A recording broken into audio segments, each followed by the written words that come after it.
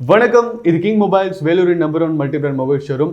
இந்த வீடியோவில் நம்ம ஐஃபோனில் இருக்கிற டாப் 5 ஜிஃப் அப்ளிகேஷன்ஸ் பற்றி தான் பார்க்க போகிறோம். வீடியோக்குள்ளே போகிறதுக்கு முன்னாடி நம்ம கிங் மொபைல் சேனலை இன்னும் நீங்கள் சப்ஸ்கிரைப் பண்ணலன்னா உடனே சப்ஸ்கிரைப் பண்ணிடுங்க. வாங்க வீடியோக்குள்ளே போகலாம். நம்ம எல்லாருமே மெசேஜ் பண்ணுறது அப்படிங்கிறது நம்ம வாழ்க்கையோட ஒட்டி வர ஒரு விஷயமா மாறிடுச்சு. அப்படி இருக்கும்போது டெக்ஸ்ட்டாக மெசேஜ் பண்ணுறதை தாண்டி ஃபோட்டோஸாக மெசேஜ் பண்ணுறதை தாண்டி இப்போ ஜிஃபாக நம்ம மெசேஜ் பண்ண ஆரம்பிச்சிட்டோம் அப்படின்னு தான் சொல்லணும். இது உலகம் முழுக்க ஒரு ட்ரெண்டாக மாறிட்டு இருக்கு.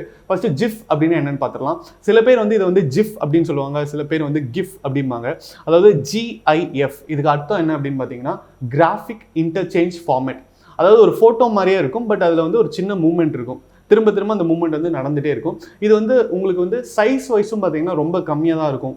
ஒரு 200 KB இல்லைனா ஒரு 100 KB அப்படி தான் இருக்கும். அதனால் நீங்கள் ஒரு சாதாரண ஃபோன் வச்சுருக்கீங்க, இன்டர்நெட் ஸ்பீடு கம்மியாக இருந்தாலும் நீங்கள் அனுப்பலாம். அதே நேரத்தில் உங்களுக்கு சீக்கிரமாக டவுன்லோட் ஆயிரும். நீங்கள் ஒரு ஃபோட்டோஸ் அனுப்புறீங்க அப்படின்னா அதில் இருக்கிற ஃபன்னை விட நீங்கள் ஜிஃபாக அனுப்புறீங்க அப்படின்னா அதில் ரொம்ப ஒரு சுவாரஸ்யமான ஒரு மெசேஜை நீங்கள் கண்டினியூ பண்ணலாம், கான்வர்சேஷன் கண்டினியூ பண்ணலாம் அப்படின்னு தான் சொல்லணும். சப்போஸ் நீங்கள் ஏதாவது ஒரு கொஸ்டின் கேட்குறீங்க, உங்களுக்கு தெரியாது, இல்லைனா யாராவது உங்கள்கிட்ட காசு கேட்குறாங்க, உங்கள்கிட்ட இல்லை அப்படின்னா நீங்கள் வடிவேல் பாக்கெட் இப்படி எடுத்து காட்டுற மாதிரி ஒரு ஜிஃபை அனுப்பிச்சிடலாம். ஸோ அது பார்க்குறவங்களுக்கு சிரிப்பும் வர வைக்கும். அதே நேரத்தில் நீங்கள் என்ன சொல்லணும்னு நினைக்கிறீங்களோ அந்த மெசேஜையும் கன்வே பண்ணிடும். ஸோ அதனால தான் இந்த ஜிஃப் அப்படிங்கிற கான்செப்ட் பார்த்தீங்கன்னா கொஞ்சம் கொஞ்சமாக ட்ரெண்ட் ஆகிட்டு இருக்கு அப்படின்னு சொல்லணும். அப்படி இருக்கும்போது இந்த ஜிஃபை நீங்கள் உங்களுக்கு தேவைப்படுற மாதிரி எப்படி கிரியேட் பண்ணுறது, உங்களை வச்சு எப்படி ஜிஃப் கிரியேட் பண்ணுறது அப்படிங்கிறதான் இதில் பார்க்க போகிறோம். அதுக்கு பார்த்தீங்கன்னா ஐஃபோனில் உங்களுக்கு ஆப்பிள் ஸ்டோரில் அவைலபிளாக இருக்கிற அப்ளிகேஷன்ஸ் இருக்குது. அதில் டாப் 5 அப்ளிகேஷன்ஸ் இன்னைக்கு பார்க்கலாம். ஃபர்ஸ்ட் நம்ம பார்க்க போகிற அப்ளிகேஷன் என்னன்னு பார்த்தீங்கன்னா ஜிபோர்ட் அல்ல கூகுள் போர்டு அப்படின்னு கூட சொல்லலாம். இது பார்த்தீங்கன்னா உங்களுக்கு ஆண்ட்ராய்ட்லையும் அவைலபிள், அதே நேரத்தில் உங்களுக்கு ஐஃபோன்லையும் அவைலபிள். உங்களுக்கு ஐஃபோனில் தி பெஸ்ட் ஜிஃப் அப்ளிகேஷன் என்னன்னா ஜிஃபை நீங்கள் தேர்றதுக்கு ஒரு பெஸ்ட் கீபோர்டு அப்படின்னா கண்டிப்பாக ஜிபோர்டு அப்படின்னு சொல்லலாம். ஸோ இது பை டிஃபால்ட் உங்கள் ஐஃபோனில் அவைலபிளாக இருக்காது. நீங்கள் என்ன பண்ணணும்னா செட்டிங்ஸில் போய் கீபோர்ட் செட்டிங்ஸில் போய் க்ளோப் ஐக்கான் இருக்கும், அதை கிளிக் பண்ணிங்க அப்படின்னா உங்களுடைய டிஃபால்ட் கீபோர்டு பார்த்தீங்கன்னா ஜிபோர்டுக்கு மாறிடும். ஸோ ஒன்ஸ் ஜிபோர்டுக்கு மாறினதுக்கப்புறம் அதில் பார்த்தீங்கன்னா உங்களுக்கு சின்ன ஜிஃப் அப்படிங்கிற மாதிரி ஒரு ஐக்கான் கொடுத்துருப்பாங்க. அதில் கிளிக் பண்ணி சர்ச் இருக்கும். அதில் நீங்கள் இப்போ சர்ச் பண்ணுறீங்க, சப்போஸ் நீங்கள் த ராக் அப்படின்னு சர்ச் பண்ணுறீங்கன்னா ராக் ரிலேட்டடாக என்னென்ன ஜிஃப் இருக்கோ அதெல்லாம் வரும். ஃபன்னி அப்படின்னு செலக்ட் பண்ணிங்கன்னா ஃபன்னி அப்படின்னு வரும். ஸ்கேரி அப்படின்னு செலக்ட் பண்ணிங்கன்னா பயமாக இருக்கக்கூடிய ஜிஃப் எல்லாமே வரும். ஸோ இது உங்களுக்கு ஆல்ரெடி மார்க்கெட்டில் அவைலபிளாக இருக்கிற ஜிஃப் எல்லாம் தேடி கொடுக்கக்கூடிய ஒரு அமேசிங்கான ஒரு அப்ளிகேஷன் அப்படின்னு தான் சொல்லணும். அடுத்து நம்ம பார்க்க போகிற அப்ளிகேஷன் பார்த்தீங்கன்னா ஜிஃப் கீபோர்டு அப்படிங்கிற ஒரு அப்ளிகேஷன். ஸோ இதில் என்ன ஒரு அடிஷ்னல் ஃபீச்சர் இருக்குது அப்படின்னு பார்த்தீங்கன்னா நீங்கள் இதில் நீங்கள் தேடுற ஜிஃப் எல்லாத்தையும் ஹார்ட் சிம்பிள் இருக்கும், அதில் போட்டு ஃபேவரட்ஸில் நீங்கள் ஒதுக்கி வச்சிடலாம். அடுத்த தடவை நீங்கள் எப்போ அனுப்பணும் அப்படின்னாலும் நீங்கள் தேடணும் அப்படிங்கிற ஒரு அவசியம் இருக்காது. நீங்கள் டேரெக்டாக உங்களுடைய ஃபேவரட்ஸ்லேருந்து எடுத்து சென்ட் பண்ணிடலாம். இது இல்லாமல் இதில் ரொம்ப ஒரு அட்ராக்டிவான ஒரு ஃபீச்சர் இருக்குங்க. என்ன அப்படின்னு பார்த்தீங்கன்னா இதில் நீங்கள் கேப்ஷன் பண்ணலாம். அதாவது கேப்ஷன் ஜிஃப் அப்படிங்கிற ஒரு ஆப்ஷன் இருக்குது.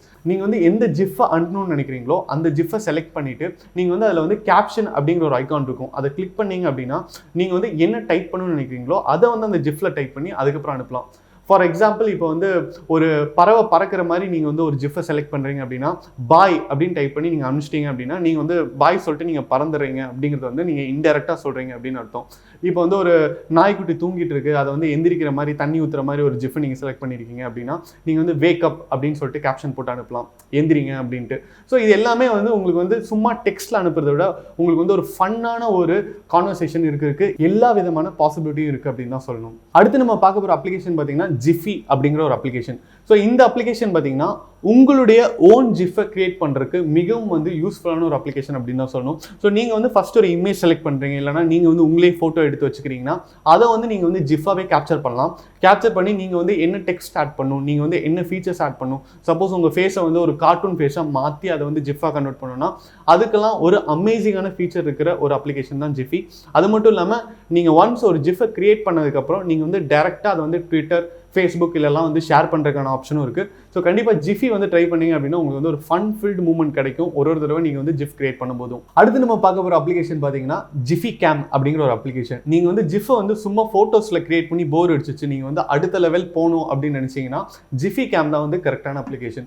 ஸோ இதில் என்னென்ன பண்ணலாம் அப்படின்னு பார்த்தீங்கன்னா நீங்கள் இப்போ இன்ஸ்டாகிராம்லாம் ரீல்ஸ் எப்படி ஷூட் பண்ணுறீங்களோ அதே மாதிரி நீங்கள் ஜிஃபையும் நீங்கள் ஷூட் பண்ணலாம். நீங்கள் வந்து ஒரு லாங்கர் வீடியோ, நீங்கள் வந்து ஒரு 30 செகண்ட்ஸ் வீடியோ கூட நீங்கள் வந்து ஜிஃபாக கன்வெர்ட் பண்ணலாம். அது மட்டும் இல்லாமல் இப்போ எப்படி இன்ஸ்டாகிராமில் வந்து ஏகப்பட்ட ஃபில்டர்ஸ் இருக்கோ அதே மாதிரி நீங்கள் ஷூட் பண்ணுற ஜிஃபுக்கும் வந்து ஏகப்பட்ட ஃபில்டர்ஸ் வந்து யூஸ் பண்ணிக்கலாம்.